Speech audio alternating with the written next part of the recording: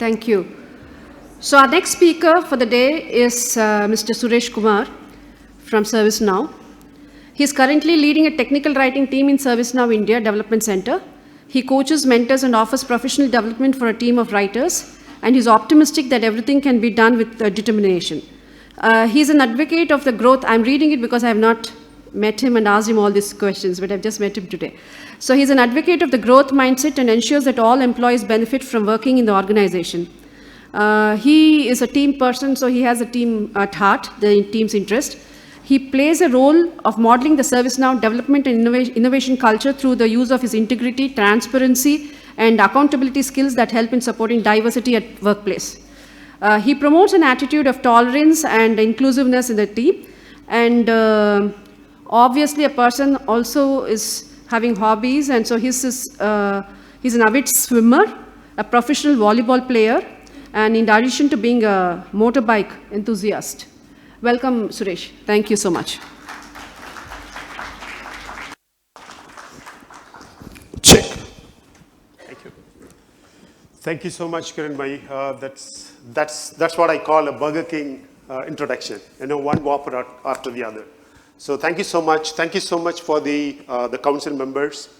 And I'm so happy to stand in front of you all representing ServiceNow. And I feel so proud. My awesome team is here right at the front table. And we are one of the sponsors. We are the diamond sponsor this year. And this is the first time we are sponsoring at STC. And I have been at ServiceNow for a very short time now. It's been about just 9 months. But I still say I feel so proud about this company, and I'm so happy to represent the team here. Okay, having said that, because it is servant leadership, I thought I will do a small self-introduction. Otherwise, I wouldn't have done this, trust me. It is just because the topic, I take this opportunity to do a very humble self-introduction. I come from a very humble background, and I come from a small town, which is approximately having about 13,000 population, right? This folk is a fishing folk. Please don't guess my place. That's not going to help the cause. So I come from a background, I come from a family, and where my father has to work for almost, continuously he has to work for 12 hours on a daily basis, and comes back most of the days nothing. That's shocking, right? So there are cities and towns in places like Nigeria, Kenya, where people work continuously for 8 to 10 hours, and they earn about $2 to $3 per day, right? And if you take their entire monthly expenses, right, for 30 days, they spend about $40 to $50 running a family of 2 plus kids. Parents with 2 or 3 kids, and I have seen this in my town. So he's a regular a hard worker. So I said we are from the fishing folks, and he's a fisherman. So he goes to the sea every day, maybe in the morning at 4 o'clock, if not a little later in the evening at 6 to 7. So if he goes in the evening, he has to stay back in the sea, for at least 12 to 13 hours, which means he has to come back the next day, 9 to 10 in the morning. And the ocean is so generous. Sometimes it gives so much that you are so happy, and sometimes it completely abandons you, right? It says that I can't do anything for you today, because that's how nature works. And he comes back empty-handed, and the last, whatever the years I've been on the face of the earth, I have seen this on a daily basis. He comes back empty-handed and says to my mother, I don't have anything today. And at least what he tries to get is at least a fish to run the day as food for a home, right? Not for the money, at least cook that as a food one time. So that's the background that I come from. And I graduated from one of the top colleges, one of the top universities. And when I graduated, I would say I became a reputation of the university. I passed in as a gold medalist, and in the state, out of all the universities, I was a topper. And, and back in those days, I came to Chennai to do my master's.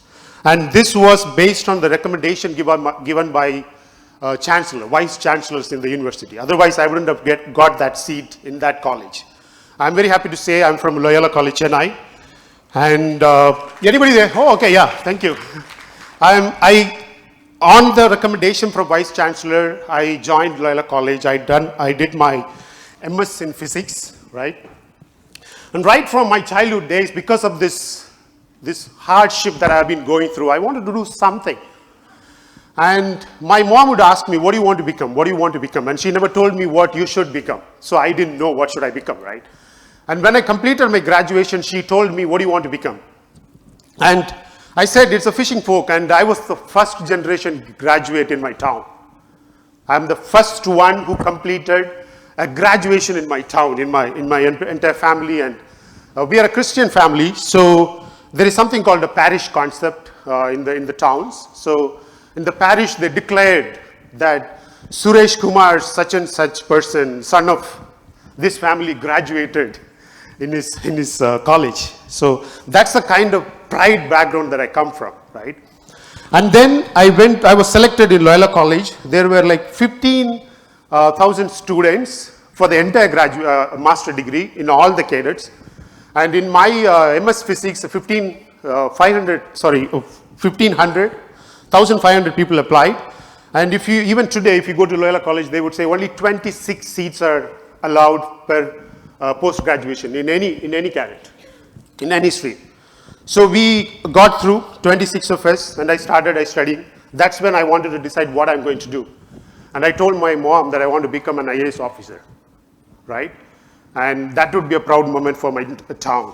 So I started preparing, I started attending coaching classes. I was very regular throughout my MSc, where I was doing and again in Anna University, I became a class topper, passed out as gold medalist, and Loyola College offered me a free seat in LIBA. Anybody knows LIBA? Yeah, there's quite a few people. LIBA, one of the top most renowned business school in India.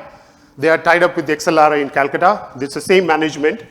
So they offered me a management for people management and human resource.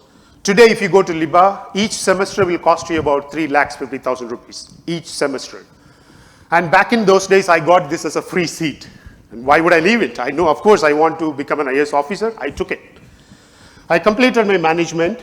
And then, when I was doing my management, I got an opportunity to do an entrance exam for one of the most reputed organizations in India, which is ISRO. 15,000 people applied, and only 25 people were selected, and I became a scientist, C-level scientist, the first scientist to represent my city, the first scientist after Ramanathan from Kanyakumari district, and I was the first in my entire family. I traveled to one of the topmost research centers in India. That's where I get my first cultural shock, right? I go to this place, and I started as a scientist, C-level scientist in astrophysics, and I was dreaming to be one of the top astronauts in India, right? And I get a bad person with whom I have to work on a daily basis.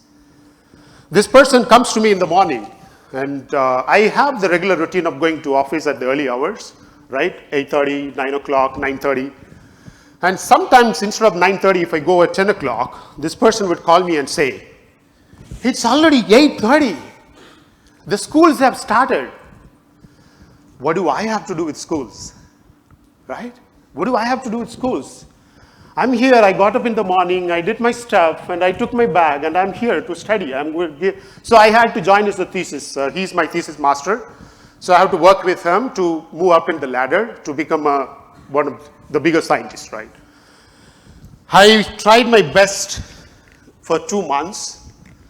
I couldn't survive. The cultural shock that I had, this bad leader I had, I told him enough is enough and I can't do this anymore. I took a flight just on one morning without telling anybody. I grabbed my bag. I went to my home. I went to my native. What do I do now? And I'm very honest to tell you, I had a very good girlfriend those days. And you know, your first girlfriend will always make a big impression in your life. And I hope so many people sympathize with that, right? So she told me there is something called technical writing, Suresh. I took this venture of doing my technical writing degree with Simon Fraser University, Canada. That's where I thought, this is where I belong, right? There's nothing else I can do in my life. That day, almost 15 years back, I started this career. And today, I've been a servant leader for the last 15 years. And this has given me everything in my life. And I would say, I am what I am today, it is because of this servant leadership. And I will promise you today, I will continue to be a great servant leader. At least for the next 20, 25 years that is left in me. If not in ServiceNow, it is going to be one of the top most companies in India. Do you like my confidence? Thank you. So, getting into the topic, that's my background. With all this background that I come from, why I love to be a servant leader? That is because, we'll move to the topic. There are so many real-time examples of servant leadership. There is so much of content outside. And here what I'm going to do is I'm just going to compile all of them, put it in a simple manner, right? Just to tell you out of my experience, and there are so many people who are very much experienced than me. I completely respect that. Let's have a collaboration. And I just want to tell you that this is how the servant leadership has worked for me, right? Please bear with it, right? It might work in a different way for you. I completely respect that. But if you can take one leaf out of my experience, that would be the most happiest moment for me, right? And I do this for the sole purpose of, you know, servant leadership education, so that it kind of pushes the authority and power of the servant leadership, right? Okay. How many Shah Rukh Khan fans here? Shah Rukh Khan fans, come on. I know we are in Chennai. Okay. How many Talaiva fans? This is from the latest movie, that is Darbar, which is just about to be released. How many Talabadi fans? No? Chennai, come on. Anybody knows this guy? Who? Awesome, Martin Luther King. Anybody Martin Luther fans? Hardly two. Anybody, any Gandhi fans here? I can see 1, 2, 3. And anybody? Mandela fans? Okay, that's how servant leadership works. Did you hear the noise we heard when we asked for Talaiva's fans? Did we hear the same amount of volume, same amount of intensity when we asked for Gandhi, when we asked for Mandela, when we asked for Martin? I think my presentation is done, right? Yeah, so that's what I wanted to do. So that's how servant leadership works in real-time examples, right? So why servant leadership? I'm so passionate, and I'm really, you know, too much interested in this because I've been part of organizations which supported servant leadership. I've also been part of organizations which was completely against it. And I've also been part of organizations which looked at it as a funny thing, right? What, you want to be a servant for other people, right? So with that experience, I thought most of the times people think that servant leadership is something very soft and funny. You know, it just goes on, right? And that's also I have seen with people. But I have learned that it is the most difficult thing that you can do in your career.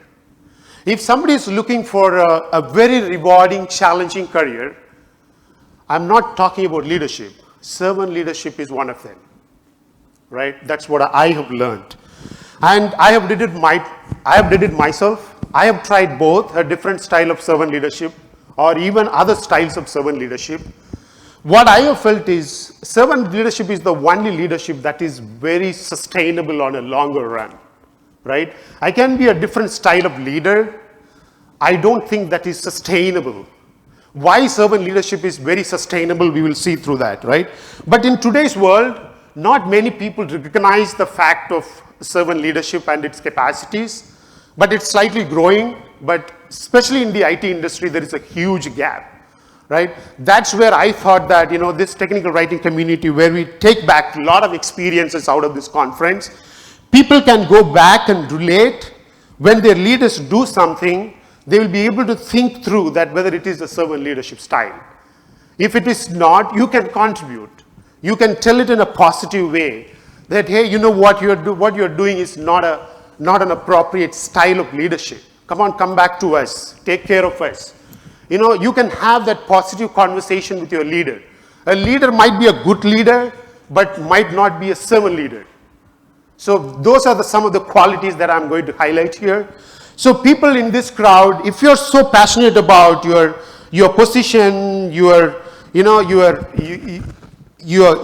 culture, your backgrounds, your titles, and what you take home, if you're so passionate about that, if you're trying to be a leader who is wishing for a title, this is not for you, right? If somebody is looking for a rewarding career, a challenging career, if you're going to think that I need something challenging for me, on a daily basis, I need to think that what am I going to do for my people today? This is for those people, right? So I just want to go through the background. The concept of servant leadership, it goes back all the way up to so many centuries, right? Even before BC, I would say, if you say AD and BC, it started all the way in BC centuries, right? There was Lao Tzu, who was a Chinese sage.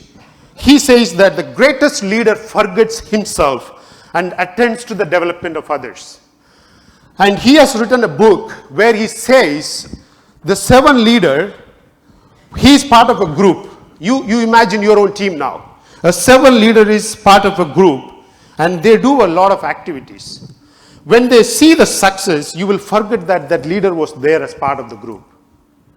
If you are able to forget, if you feel that we did it ourselves, this guy was not there in this group, he is a servant leader. When you complete something, you feel that, no, what did I do? I didn't do anything. I don't feel that I have done anything here. That guy, he kind of overshadowed the whole thing, right? Like somebody says, he has taken away the limelight. If you have a leader and you do a lot of stuff, at the end of the day, when you see the benefit of it, you feel that this guy was not there, but he has put in whatever he could, right? But if you feel like this guy was never present in this, actually he is a servant leader. He's not looking for fame. He's not looking for limelight. He's not looking for rewards.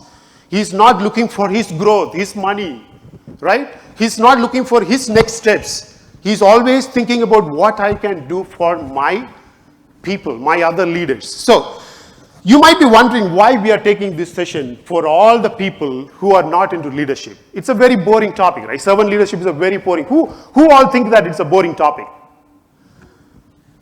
It's so nice. I'm so happy, right? Only 3, 4. I thought the entire room would raise their hands, right? See, it's why I'm saying is everyone in this room is capable and eligible to be a leader. Do you accept that? Do you agree that?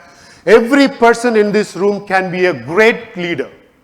When you talk about the word leader, the word influence plays a big role. How many of you think that you are a great influencer? How many of you think that you are a great influencer? I will give you one more opportunity. How many of you think that you are a great influencer?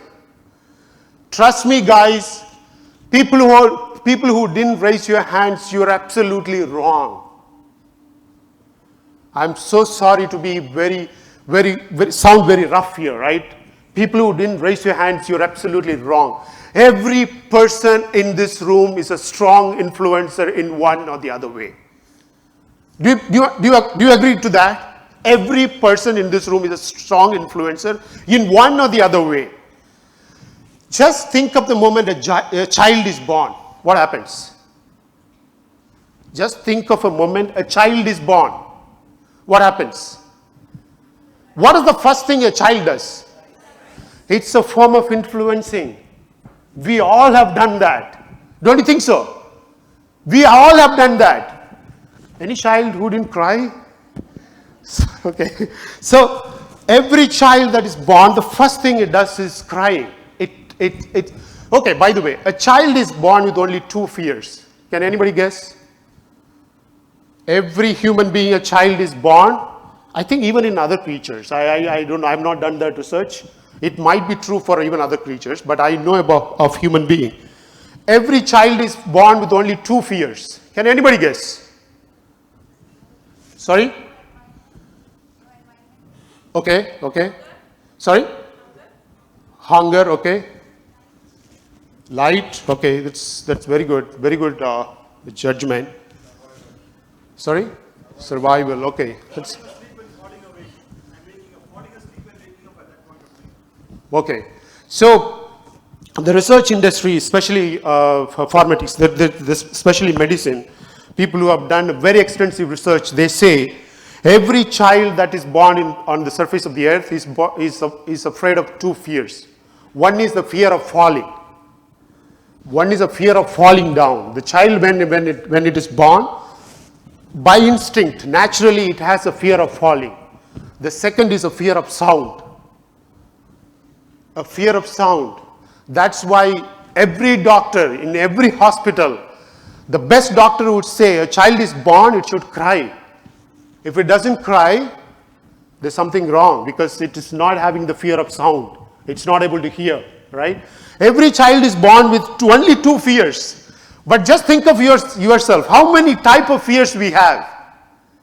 How many types of fears we have? When did we get all these fears? We acquired all these fears. We were not born with this, right? Coming back to the point of influence, anybody who can influence can be a great leader. Anybody can influence in one or the other way can be a great leader, right? See, when we wanted things, we influenced our parents. Don't you think so? Right? I wanted a bike, I influenced my dad. I wanted a nice good shirt for a speech, I influenced my mom. Right? I put it in such a way that she will be able to do that for me. It's not only you directly influence, you also influence your mother to influence your dad in an indirect way, right? We also do that so many times. Who can deny that you are not an influencer? If you are an influencer, you are a leader. That's why I'm saying this session is relevant to each one of you. If you can influence, you can be a great leader. And I am sure everybody is a great influencer in one or the other way. Coming back to the servant leadership, Chanakya, everybody knows, it's an ancient Indian origin. He wrote in a book, Arthashastra, he says, a leader shall consider as good as what pleases him. What pleases his subjects. What are subjects here? Sorry? People, followers. Subjects are nothing but followers. It is not that what pleases me. It is about what pleases others. And for me, personally, in the entire century before BC and AD, if one human being, a perfect human being who was a servant leader, it was the father of Christian religion, Jesus Christ. How many know Jesus Christ here? How many know the history of Jesus Christ as a human being? As a human being. Okay, for Christians, Jesus was considered to be the father of God. He's God. He's son of God. He came down from the heaven for the salvation for the people of whatever, right? And it says that in history it is said that he is the one of the perfect human being lived on the surface of the earth. Perfect human being, though he was a God. So I'm taking the aspect of a human being, right? And he had in real time, in the history, he had, in Christianity it is called apostles or disciples. If the real term is disciples, he had 12 disciples who were very close to him. And this man, it is believed that he followed the true spirit of servant leadership AD 1. Right? When he was right from the day born. He was alive only for 33 years. Right? He was alive for only 33 years. Nobody knows from his age of 12 to 30 what he did, where he was. There is a belief that he traveled all over the world. He started preaching. He came to India. He was born in the city of Nazareth, right? In those days, Palestine geography. So there is no history of what happened in his life between 12 and 30, right? So 12, he has a great childhood with his father. His father is a carpenter. His mother is a housewife. And she was a blessed person. So God, who has come down to earth as a man, 12 years great childhood, and 12 to 30 we don't know. And he has a great team of 12 people, disciples, and he is setting these people up to take over his charism, to take over his doctrines to the rest of the world, right? So he is basically training these guys. And anybody knows this? There is a famous supper in the history of the entire world called Last Supper. So this supper was done by Jesus Christ. He is the God, and he's, as a human being, he's coming around as a master, right, for the disciples, 12 disciples. From 30 to 33, he goes around to the cities, he's doing healing, he's doing preaching, he's helping people, he's giving food, he takes from the rich and shares with the poor, all good things, right? And he's already considered as one of the greatest masters by these 12 disciples. And this supper is called Last Supper, right? This ceremony is called Jesus washing the disciples' feet. This ceremony is called Jesus washing the disciples' feet. So this is called the Last Supper because this is the supper Jesus had on the night before his death. So you know Jesus was crucified on a cross, right? So the night before his death, he knows that he's going to be crucified tomorrow. He knows because he was God, right? He was the great master. He knew that he's going to be crucified the next day. And so he is calling for a very secret meeting, right? All his 12 disciples. He's taking them to the upper room in an isolated place in the city of Palestine, right? And he wants to serve supper for all his disciples. When they were about to start the supper, he understood that the actual servant who was supposed to be there to serve the people, right, was absent that night. Okay? In the city of Palestine, they have arranged for a secret meeting. They are at the isolated place in the Palestine city, and they don't have the servant. They didn't have Ola, of course. They didn't have Uber. They couldn't arrange for another servant to serve them. And this man decides, he makes them sit on the table. He takes the center seat. It's upper room, and they have to start this supper, famous supper, Last Supper before his death. And in those days in Palestine, there was a culture. Because the city was full of rocks and sand, and there was no wetland. It was more of dry land. People go for hard work. They walk long distance. By culture, they were supposed to wash their feet before they eat their supper, especially, right? And Jesus understood that the person who was supposed to serve the entire group was absent. Now, he also recognized that these 12 people, they know that this Jesus is going for his crucifixion tomorrow, right? It's decided. He knows. He has already foreseen. These 12 people are fighting between each other. Who is next? Who is going to be the next master? Who is the greatest in the room? Who is the most important person in the room? He's able to overhear that. These 12 people are fighting. And Jesus realized that this servant is not there. So who will do the washing of the feet now? What would you do? What would I do? Who will do the ceremony of washing the feet? The dedicated servant is not there. The least one. How would you select? You ask for a volunteer to wash someone's feet? Do you think somebody will volunteer? So Jesus took this basin with water, and he just comes around, stands in front of him, the greatest master they have met in life, and 12 disciples are looking at him. There are guys who are sitting like this. There are guys who are sitting like this and then just turning around, and somebody looking back. And what do you think Jesus would have done? What do you think the disciples would have thought? Yeah, what if you were there, what would you think? The first thing, if I was there, I would have thought, is he going to give it to me? Right? He is standing there in front of the basin with water. Right? He has the cloth ready to hand over to somebody. If I was there, I would have thought, is he going to give it to me? Right? That's what they thought. And then he started going around, grabbing each one's feet, and he started washing their feet, the greatest master. Now, when he started washing your feet, what would you feel? Sorry? Great, yes. Anybody else? If I was there, I would feel humiliated. I would feel embarrassed. The first thing that comes to my mind is unworthy. I would feel unworthy, right? if I was there, the first thing I would do, I missed the opportunity to take the initiative to do the dirty job. That's what a servant leader does. And now, he goes to one of the disciples, this guy is called Peter. He's a naughty guy in the group, okay? And so when he grabs Peter's leg, he says, Master, you can't do that. You can't wash my feet. And you know what he said? If I don't wash your feet, you have no part in me.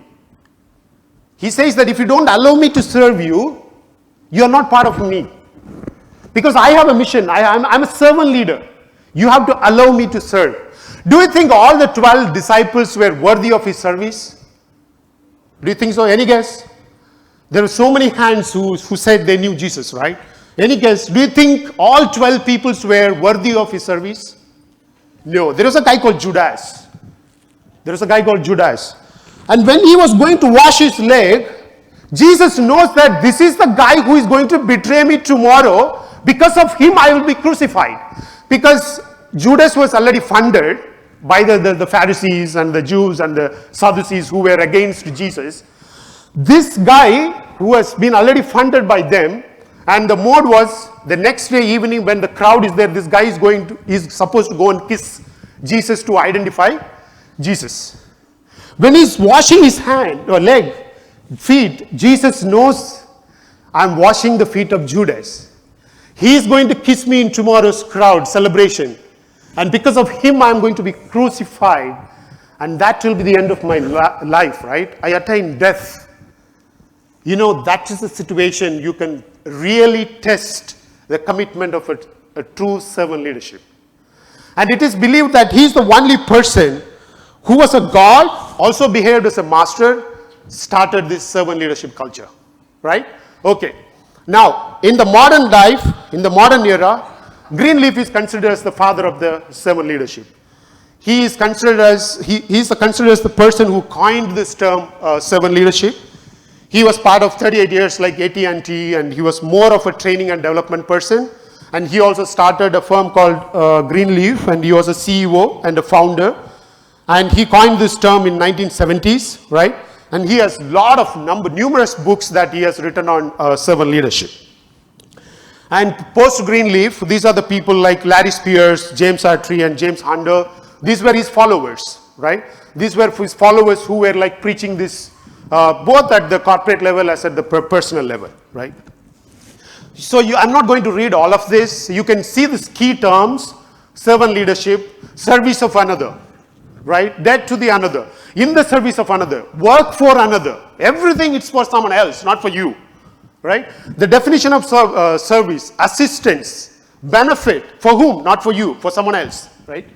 And the definitions of leader, a person, a thing that leads. It might be in your family, it might be in your society, it might be in your church, it might be in your party, it might be in your company, it might be in your employee group, right? Anybody who leads, anybody who helps, anybody who guides, anybody who inspires, right? Anybody who sets patterns of good things, anybody who sets patterns of good practices. He's a leader. Maybe you have not recognized him as a leader, but naturally he's acting as a leader. Some of the characteristics: if you do what naturally comes to you, this might sound as a paradox. We are not used to this concept, so I will just explain this. If you do what comes to you naturally, I don't think you are a great leader. Do you know why? I can ask you a couple of questions here, right? If you do what comes naturally, you will be a very poor leader. What are we naturally? As human beings, right? What are we naturally? Selfish. Awesome. Selfish. We are self-centered. First thing, we are very simple, right? As a human being, naturally we are very simple. We are self-centered. We are selfish. Would you like to work for a leader who is self-centered, selfish? Would you like to work for a leader? No. So what comes naturally cannot be a servant leadership. You have to learn. You have to learn to be a servant leadership. I think you can try to be a leader with all the skills and practices that you have naturally, but you can't be a servant leader. To be a servant leader, you have to learn. So just because you are in a leadership Do you think you are a servant leader? No. Just because you are in a leadership, you are not a leader itself, right? But to transform as a servant leadership, it takes a lot. So the most annoying thing in a servant leadership, most of the leadership style is a top-down approach, right? I am the boss. I take all the decisions, right?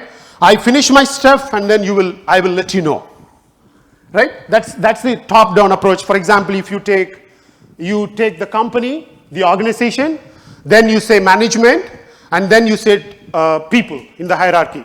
It starts the other way.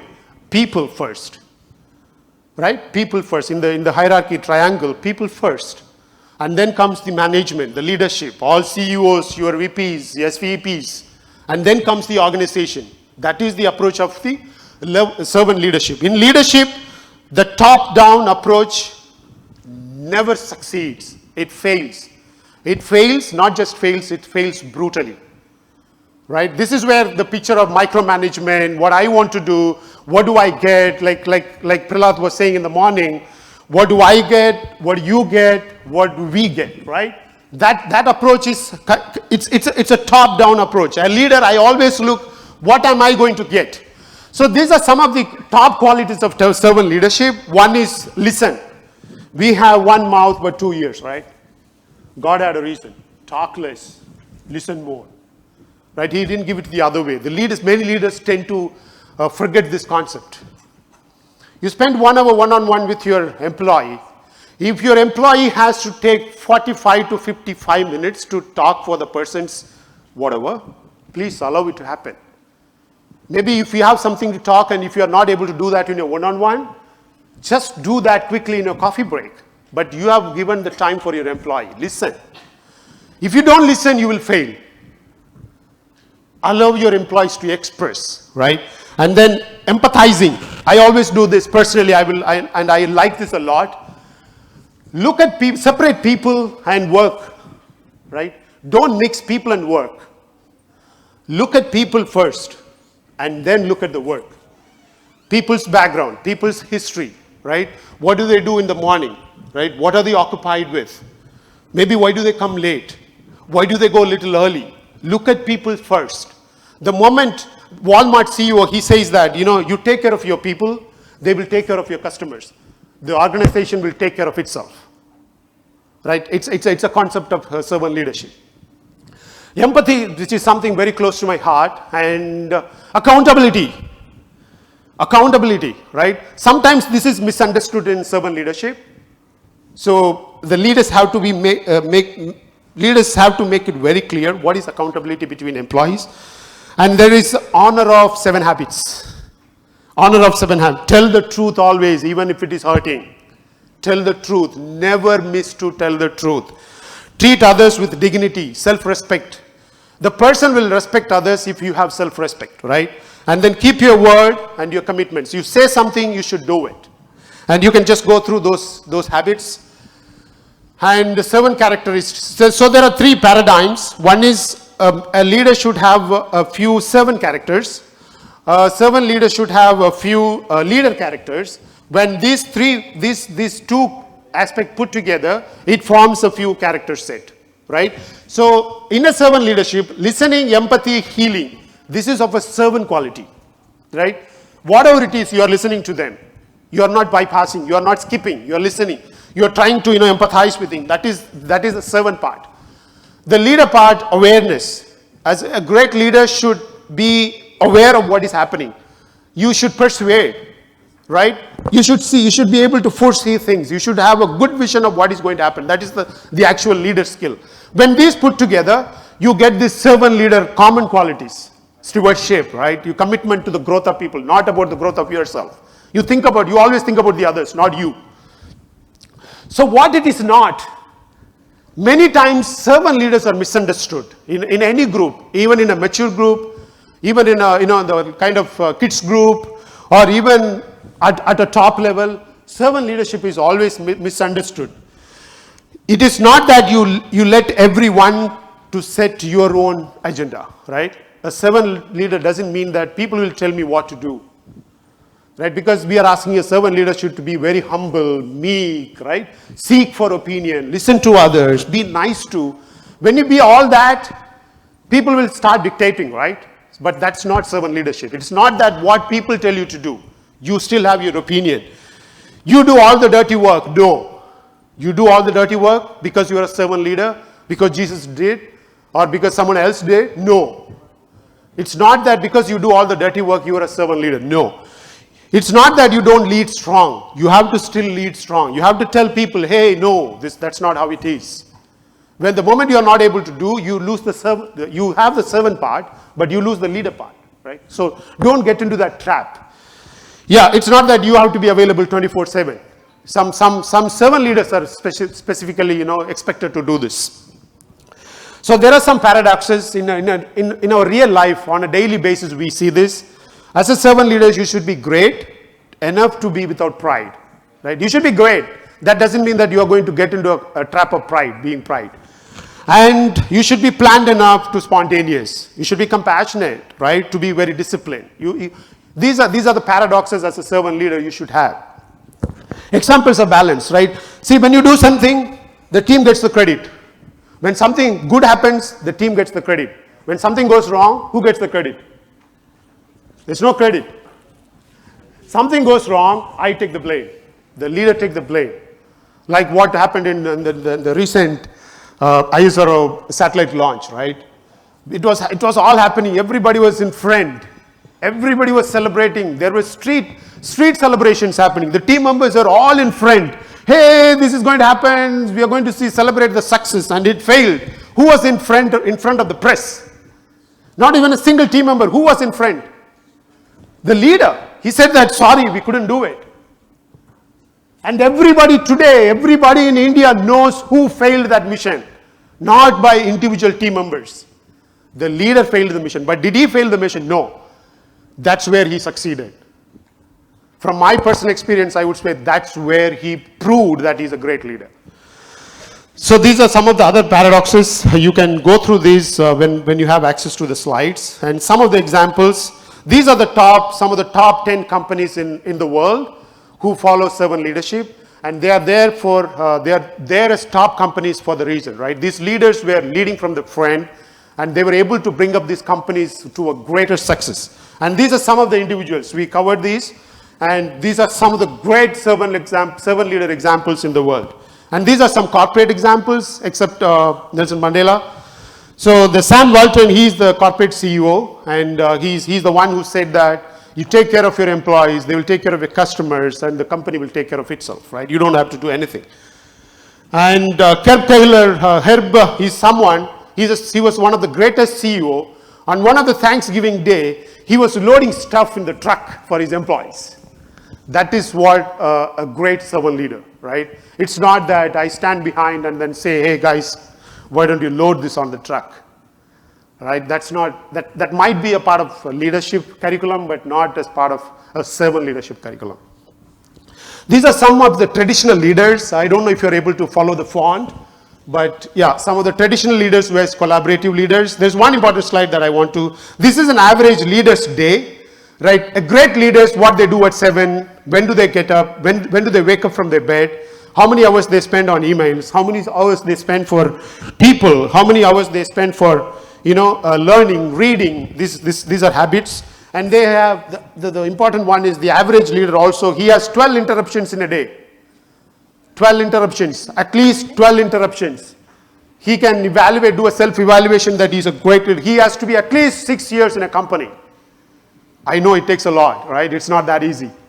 Okay, a bossless leader, he takes credit, leader gives credit. Okay, there are a couple of slides, I'll quickly run through them. You can still have a glance at it. Generates enthusiasm, uses people, he develops people. Drives employees, he coaches them, right? He commands, this guy asks, can you do this? Is it okay if we do this? So even if you're a leader, or if you're not a leader, if you're a servant leader, if you're the other style of leader, these are some of the things that requires no talent. We all can do this, right? We don't need a degree, or we don't need a diploma or a certification to do all this. And a great leader, please remember, the moment you do all of this, you are in the zone. You are part of that group. An average leader and a great leader, come to work just for the paycheck, no discipline, medical reason, poor health habits, poor teammates, dragged to be around, never contribute, motivated out of fear, no plans, a good leader. And I really want to ask you, what leader are you? Just do this exercise, right? Maybe write it in a paper, put some ticks on each item, right? And evaluate yourself, what kind of leader you are going to be, or what kind of leader you are today, right? And final thoughts, a leader is best. This is what I said when Lawati's example, I said, the leader is best when people barely know he exists, right? You don't know he's there, he's around. When his work is done, his aim is fulfilled, the team members will say, where was he? I mean, we did it ourselves, right? That's the true servant leader.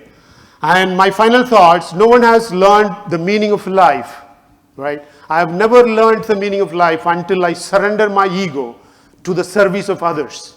I surrender my ego to the service of others. And our Dalai Lama, the great person to live on the earth, don't treat people as bad as they are. Treat them as good as you are, right? Why do you want to find mistakes, right? You are good, so treat them good. Be nice to everyone. Thank you so much.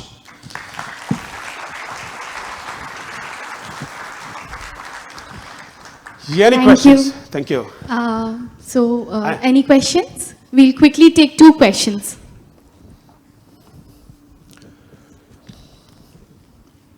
I know it's very straightforward, so.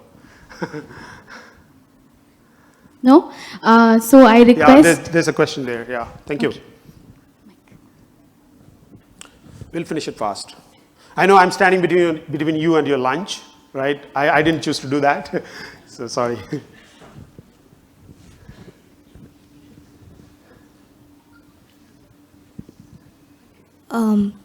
Good afternoon, everyone.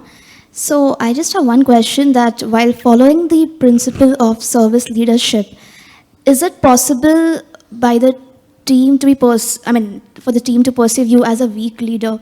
Because because as you said, one of the slides you showed that you're not commanding, but you're asking. It's a good quality, of course, but is it possible that some of the team members can take an advantage of it, and how to deal with that? Yeah, it does happen. What's your name?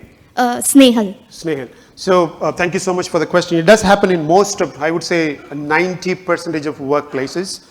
Most of the times when you try to be nice, humble, meek, and seeking for opinions, not commanding and asking and telling things and coordinating, organizing, the whole servant leadership characteristics, yes, you are sometimes perceived as a very weak leader because they are not able to see through the things and they are not able to understand the mechanism that you are following, right? You're still doing the things, but it's not that they want to do it intentionally, right? They are not able to see through the mechanism that you're following, right? So the best thing to do for the leader there, I had a chart where what is not servant leadership, right? You are not a doormat. You are not a doormat for them every day to stamp and then just cross the office door, right? Please understand that. You are not a doormat. Take your stand. But there is a way, even in your stand, there is humility, right? It's not that I have to go and stand every day in front of an employee and say that, hey, can you do this? No. Right? There is posture. There is meek way of asking things. It's not commanding. So the moment you follow what is not servant leadership, I think you'll be a very successful leader, right? It may not happen over a short time, and I strongly believe that time is the best healer for in any situation. You may have a conflict with somebody, you may have a fight with somebody. Don't rush into proving things, right? Just take your time, and because time and your attitude is the best healer towards that person. The moment you feel that somebody is treating you as a doormat, see, I will tell you, I'm trying myself to be a servant leadership from the very personal point of view for the last 15 years. I have seen people like Judas that we saw in that example, right? I know that this person is going to betray me tomorrow maybe in a triangle meeting, right? Where my boss or somebody would be there. Does it matter to me? Do you think it matters to me? You know the statement I said in the beginning of my introduction. I'm trying my best to be a servant leader for the last 15 years. And today I'm in one of the top most best companies. And I have another 20 to 25 years left in me. And I will try my best to be, right? I will try my best to be a servant leader. If not in ServiceNow, it would be another one of the top most companies in the world. Just go by that. You're doing your stuff. Let people understand what you're doing. If they don't understand, if there are Judas in your group, just let them be as they are. But at the end of the day, I also want to grow and you also want to grow, right? But as a servant leadership, the focus is not my ambitions, my growth, my future plans. The focus is only on my team, my members, right? Forgive. Take it on another day. Keep it aside. We'll talk it later, right? There will be hard feelings, but don't jump into conclusions. Take your time.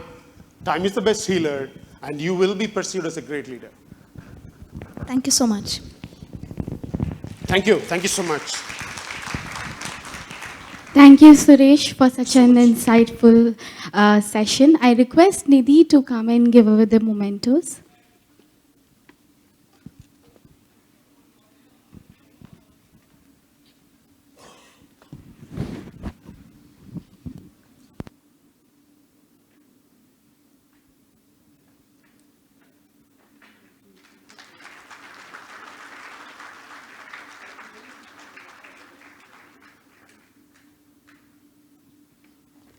I know it's almost time for lunch, but let's quickly huddle up around the stage so that we can take a group session, group picture, and then let's part for lunch.